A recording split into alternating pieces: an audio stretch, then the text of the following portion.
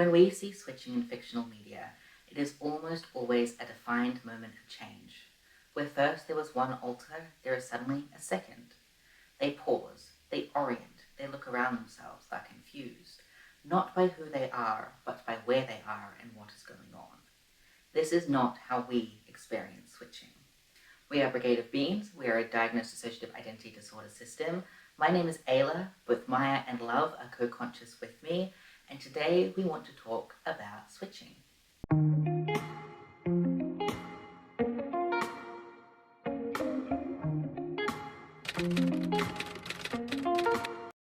Hi everybody, it is Melody.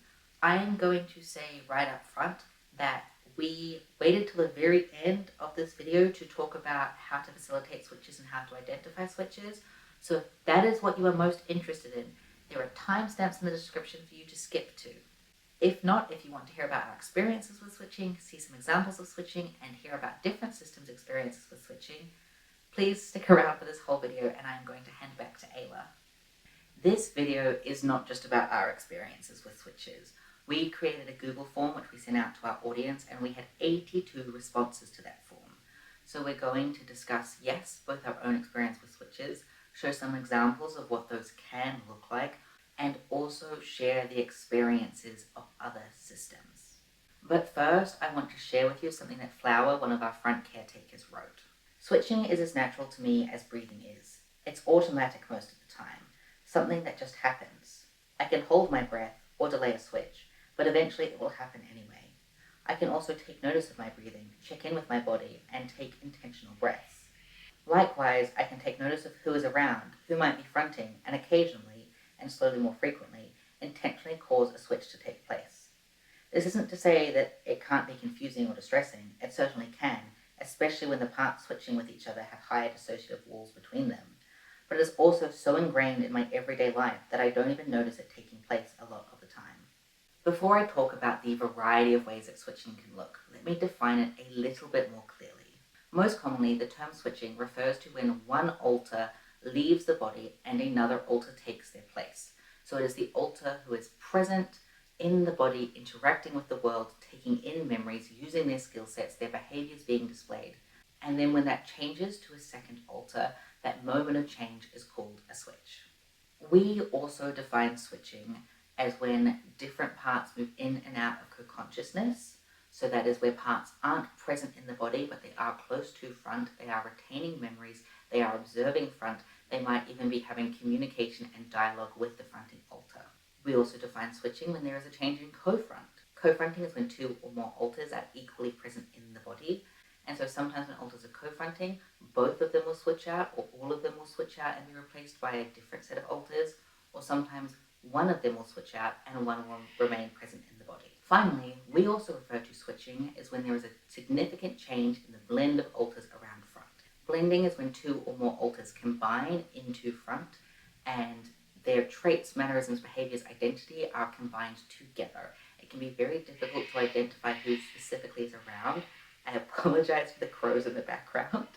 Sometimes it is possible to know roles or ages, but not specifics, and other times it is a complete guess as to who is there, and you are just experiencing the moment as best you can. So for us, if there's a significant change in the blend of alters, say there is a mix of protector parts that then change to a mix of trauma holders, we would still define that as a switch, even though there was at no point in time a definitive alter fronting alone. Another term that you might see used is a partial switch. For us, this means when an alter moves into co-consciousness or out of co-consciousness, or from front to co-consciousness or to co-consciousness to front.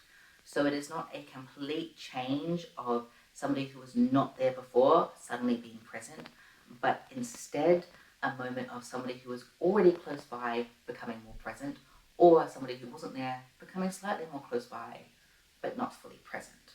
Another term is a micro switch. So for us, again, this means when an alter fronts for a very, very short period of time. It might be a couple of seconds, it might be for half of a sentence, it might be just to reach out and grab a water bottle, and then they switch back to the alter who was there before. We say micro switch because it is a small amount of time and doesn't often cause us a lot of distress because it is so small that we do not notice it occurring. And the final common switching term to touch on is rapid switching. So this is when a system switches much more rapidly than they typically would. So that time period is different system to system.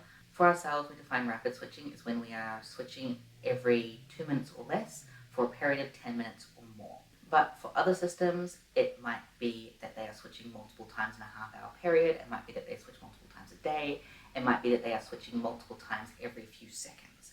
It really, really is dependent on the system and how they specifically function. And we will get into a little bit more of that variety and diversity later on when I am reading quotes from our contributors. Now I am going to show you some previous videos that have been filmed that cover 3 different types of switches for us. The first is from October last year, the second is from February this year, and the third is from April. The second 2 are very similar. They are both examples of micro switches, but they do look slightly differently. And in the first example, it is one defined alter, Violet, switching to a blend of alters, Magnus, Cryptic, and Gale, who, when they blend together, use the term Protector 3.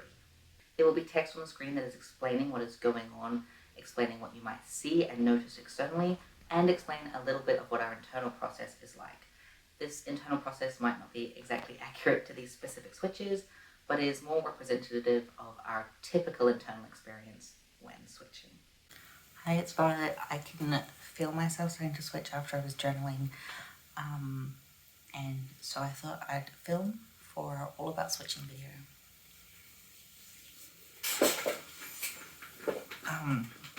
I don't know if I will switch. I might not because I'm filming, but yeah. I'm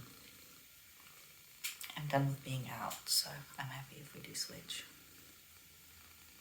Although it was nice to get Brandy cuddles.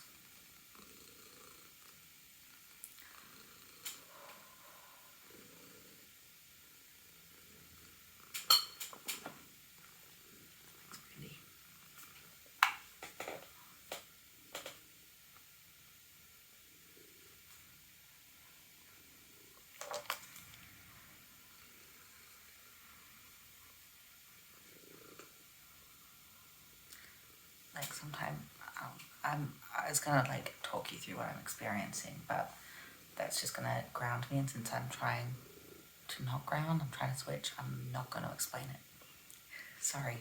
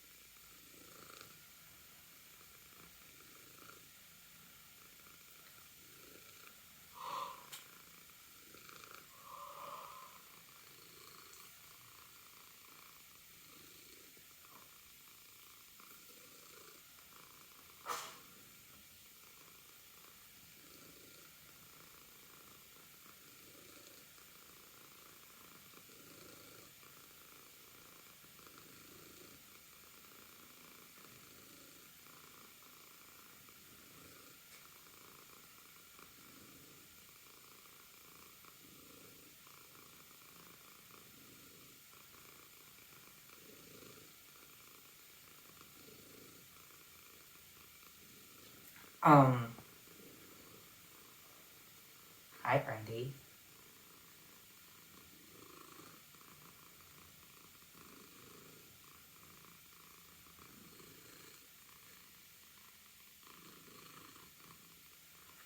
Why are we filming?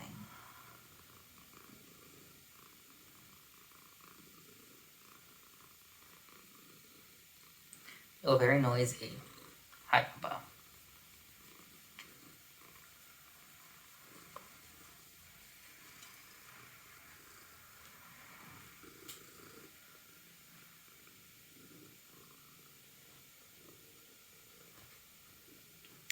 It's Protector 3, which is a Gale Cryptic Magnus blend. It's like when the 3 of us front together at the same time. And apparently we're filming All About Switching video, which just happened. Yeah. I'm not gonna go and give her a cat a brush, because she's very, very hairy. So, oh, and she's knocking the tripod over, so I will leave you guys there. I don't always front very grounded.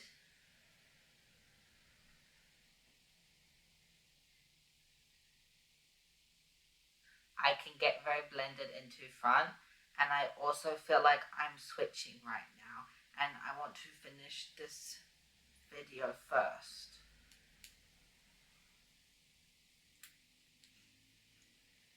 But if I do switch, whoever's trying to switch out can finish it for me.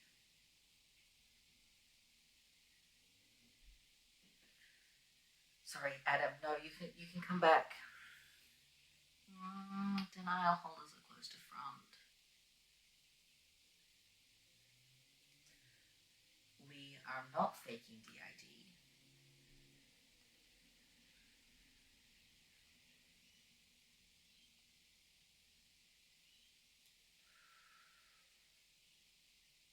Adam, would you like to come back to front and finish your video?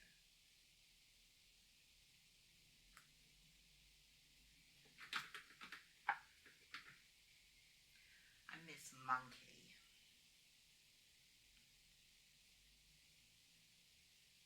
He'll do instead.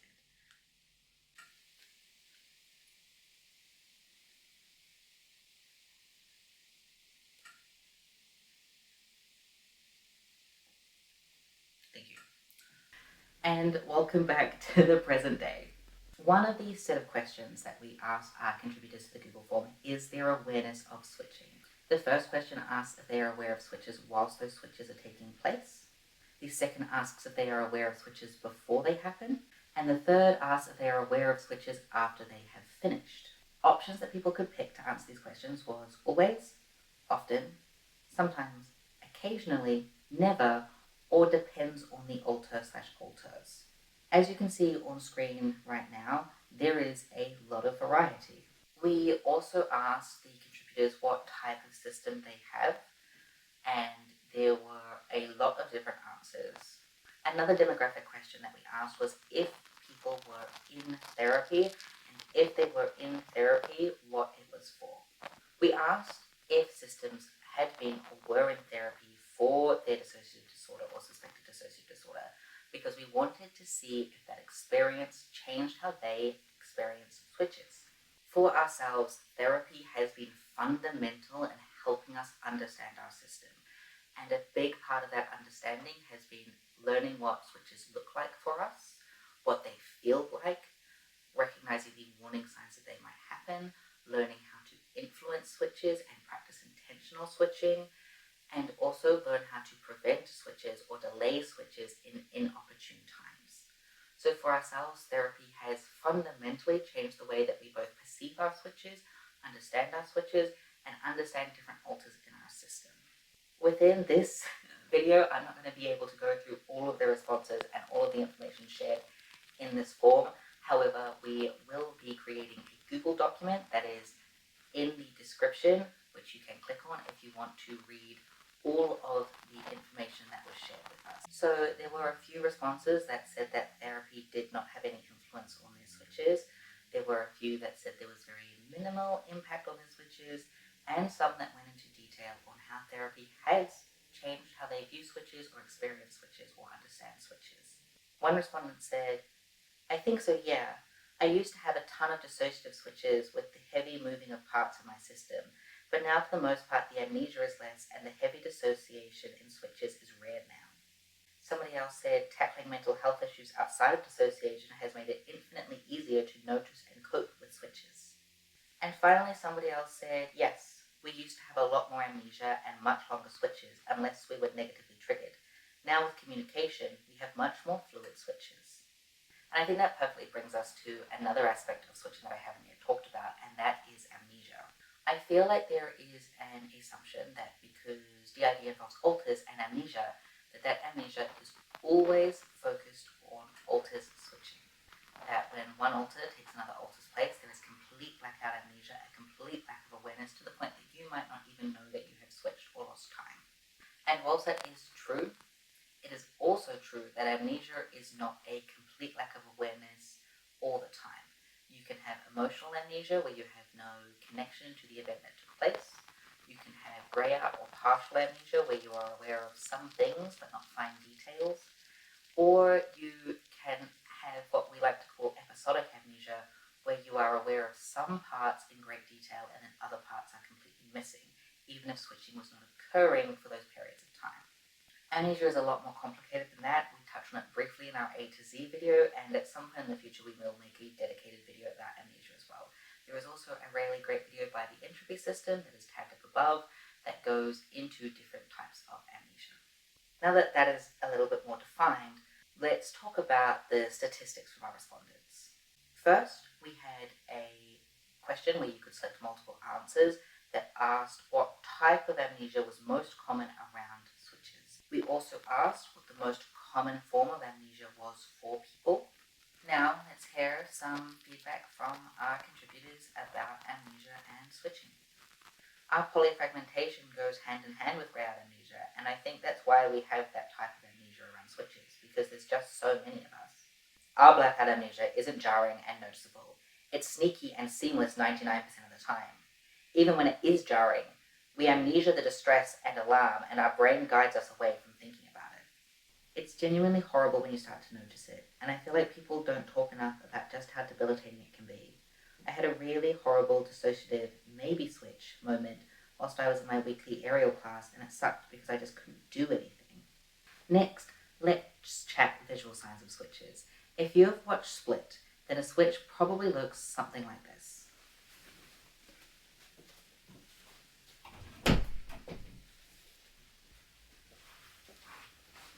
A complete wardrobe change with a change of voice, change of demeanor, change in personality, change in emotion. And it's not as if those switches never happen. And it's not as if people don't leave the room to switch. That is something that we will do sometimes. We will go to the bathroom, we'll take a moment to either ground or let a switch take place. It's not as if there aren't changes in clothing, because sometimes when you switch in, you're not comfortable with what you're wearing. It might be a sensory issue thing, it might be a gender thing, it might just be an aesthetic thing. So you take the effort to change how your hair sits, or to put on a different shirt, or to change into a skirt. All of these things are possible, but for us, they're not the most common signs that we're switching. If we were to take time out of our day to put makeup on, take it off, change our outfit every time we switched, we would spend more time in the bathroom and in our closet than we would anywhere else in our house. Because we switch super frequently, and it's just not plausible for us to make all of those changes. We might just run our hands through our hair or change how it sits, but we often won't even do that. Part of that's because we don't even know that we've switched. We're just suddenly there and continuing, or we're blended and it's not a full switch. But most of the time it's just because we can't be asked. One of our biggest external visible signs that we are switching is that we start yawning. We, again, asked our contributors to the Google form what their external signs of switching were, and it was a thing where people could select multiple and then also add their own answers. Also, these signs can differ switch to switch, so just because somebody says, for example, that there are no signs of them switching, that doesn't mean that there are always no signs of them switching. It just means that there are sometimes no signs of them switching. We ourselves are one of those examples. Moving on to a related section, what metaphors do other individuals use to describe their switches? It's like the driver switched. So one part was driving the car, then another part hopped into the driver's seat. But sometimes there's more than one driver, and sometimes there's a lot of passengers. Shape-shifting. There's not a distinct step away and something else appears. All the parts are the same, they just transform into something different. Like when raindrops on a pane of glass fall into each other and take over other raindrops. We don't really use any metaphors for our own system when it comes to switching, because for us, it is just how we experience life. And whilst we can try and give you examples, like we resonate to the raindrops on a pane, or changing the lenses of glasses, and even to a degree the idea of driving a car or using a console, none of that is right. It is us trying to give other people the closest understanding they can get when they do not experience this. I think that a lot of people believe that switching is always scary, and don't get me wrong, it fucking can be. You confront to alters who have harmed the body. You confront to realize you have missed important deadlines. You can front and find yourself in a place that you do not recognize. And then there are the smaller things like finding notes that you don't remember writing, or there being meals that have been cooked for you, that whilst those can be positive as well, are just unnerving to realize that you are not living your life independently. You are sharing it. You are sharing a body. And sometimes you can be aware of that sharing, and sometimes it is a complete brain fuck to suddenly go, holy shit, somebody else lives this life too. Multiple others, in fact. At the same time, switching can be really, really positive. We have found a great level of importance in allowing parts to be able to front in the safety of our own home, around safe people, in therapy, and that has helped them heal a lot. But to be able to get them to front, we need to practice switching. So we need to work on intentional switching, understanding our triggers, all of that shit. And I will get into how we've done that in just a little bit. But before I do, I want to read again some quotes about what some of our contributors wish other people understood about switching. It varies in what it can look like from system to system, or even moment to moment. Some are overt, some are covert, some you need to take a nap for and let the switch happen in your sleep, and some happen in seconds. Not to force switches. That is a normal thing that our brain does because we were traumatized. It is not weird or strange. It is not a big deal, but that is not to say that our individualness isn't important either, because it absolutely is. Which leads us on to our final set of responses from the Google form, which is discussing whether or not systems are open about their plurality, and if they are open about their switches to the people they trust. So the question is, are you open about having DID/OSD/being a system? If yes, do you inform the people who know about it when you have switched? We will often inform people in our YouTube videos which part is fronting if we're able to identify that. But that is not reflective of our everyday life. We find it very, very hard to be open about our dissociative experiences in the moment. It's why we don't do things like live streams. We film our content, edit it, and then post, which means we have control over what is shared. We can choose what people know and see and witness. In person, we do not have that safety barrier. So instead of editing out the parts that are more vulnerable, we just share very little about what is going on. We don't tell people who is fronting. We do not indicate when we have switched. If people are picking up on our dissociation or picking up on differences, we will blame it on being tired or being out of it, or not actually let them see us. The exception to this is our psychologist, and even with her, we are very, very unlikely to tell her specifically who is fronting. Normally just which group of alters is kind of around. And with our really close system friend, we will sometimes tell them who is fronting, but still not very frequently. There are a couple more questions that we asked the respondents, but we are running out of time. This is already a very long video, and I still want to talk about how to help facilitate switches, how to understand when you are switching, and also what causes switches, because I don't think I even really talked about that yet. And I will say for one final time, please read the Google document in the description. It has all of that additional information from that Google form, and there are some really, really insightful things shared that we could not fit into this video. We will also potentially make a series of Instagram posts sharing some of those quotes that we didn't share in this video, so keep your eye out for our Instagram for those as well. So firstly, what causes switches? Literally anything can cause a switch. Most often, these things that cause switches are put under the umbrella of triggers. Normally, it's said to be front triggers, so a trigger that pulls apart to front. And they are often defined as positive, neutral, and negative. So positive triggers are anything that has a positive or good association to that specific alter. These can be things like specific pieces of clothing, specific scents, specific activities, specific people. Next, you've got neutral triggers. These are things that don't have a strong emotional connection to them, but do still have a strong tie to those parts. These might be names. These can be, again, things like pieces of clothing, specific environments. Anything that pulls an alter to front without a strong emotional connection, positive or negative emotion, that is.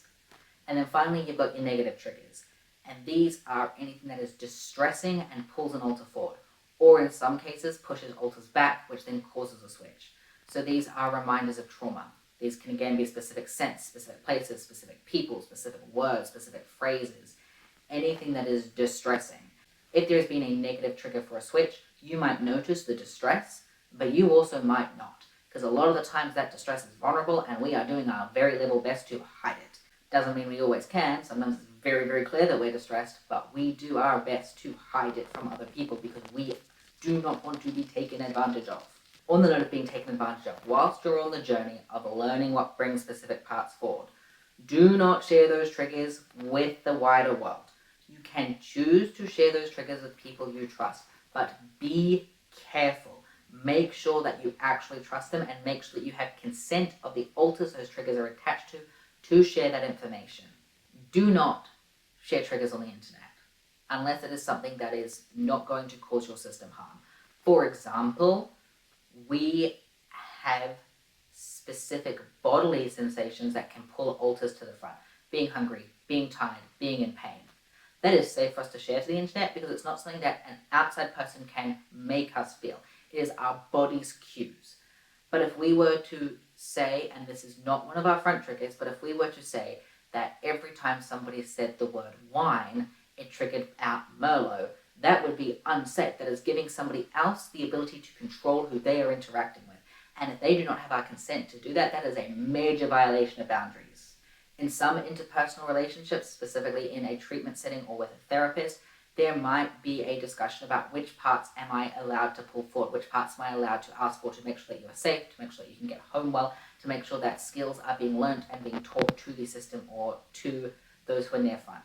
That can be appropriate. You can also have agreements with friends and people you trust that, yes, it is okay to ask to talk to specific alters, but you should never assume that. It should be a conversation. It should be an ongoing conversation because those boundaries can change, and it should not be something that you force somebody into. You should not force somebody into sharing triggers, and you should not force somebody into having a specific part front just because you want to interact with them without that system's consent, without there being an agreement between you and the system and you and that alter.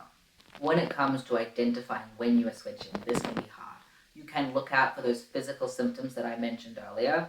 You can look out for those internal feelings that other people shared about. However, sometimes it is noticing it in hindsight and not in the moment. You also might notice that you are switching and not know who is switching. This is very common for us. Even after a switch has finished and there is only one alter present in the body, it can be very hard for us to tell who that individual is. Sometimes it might be that you set aside specific time to reflect on who is fronting. We try to do this several times a week where we draw a front map. There's an image on the screen explaining, where we draw circles to symbolize who is around front, what they are feeling or needing, who is close, who is blended, that sort of thing. It might be that you do a more casual check-in when you just ask, is there anybody nearby? And you might get a yes, you might get a no, you might get a sense of feeling, you might just get a vibe or a piece of information without really knowing super specifics or hearing a specific voice. It might be that when you notice that your vision's going blurry or that you're feeling really heavy or that you're feeling very sluggish or underwater, that you go, has something happened that would typically cause a switch? Have I changed an activity? Has there been a specific smell? Has someone said a specific word? Is that what's happening? And trying to notice it in the moment. For us, making video diaries and making videos for public consumption has been really helpful at identifying what switches look like and feel like and how we behave while we're switching, because we can visually see it and watch it back. Because whilst we're switching, our memory retention isn't great. Even if we're not having full blackout amnesia in that switch, we can very easily forget the specific symptoms that we are experiencing. So identifying switches is learning what they look like, learning how you normally feel, checking in to see who's around. Once you've got that down packed, and that might be a skill that is innate to you and automatic, or it might take a lot of work and you might need help with it. Okay, intentional switches. When it comes to intentional switching, you want to identify who you want to bring forward and how you want to bring them forward. Say you're doing an exam for university. You want the part out that knows the most about the subject. Then reflect on what normally triggers them to front. You might have a list of specific positive and neutral triggers that you can use for them, or it might just be a general knowledge that you have in your head. Now you want to actually try. This is not always going to work. We recommend finding a quiet, safe space, sitting down, leaning back, getting physically comfortable. Making sure you've had enough to eat and drink as well can be helpful, but that is a lesser priority depending on why you need the switch to happen and how quickly you need it to happen. We find closing our eyes really helpful, but for you it might be keeping them open, it might be looking at an image of what that altar looks like, it might be looking at images that kind of sum up their aesthetic, like a mood board on Pinterest. Anyway, for this example, I'm going to close my eyes, and I am going to picture the part that I want to switch to. So I would try and choose a part that I have good communication with, that I have a history of being able to switch with. So in this situation, I'm going to pick my sister Melody. I am then going to focus on what I remember Melody feeling like when I am co-conscious with them. So for us, Melody feels softer, she is more feminine than me, she also has verbal shutdowns, which often means that she feels a weird relationship to our mouth and our throat. I will also ask internally, Melody, can you hear me? Is Melody there? Can Melody come forward?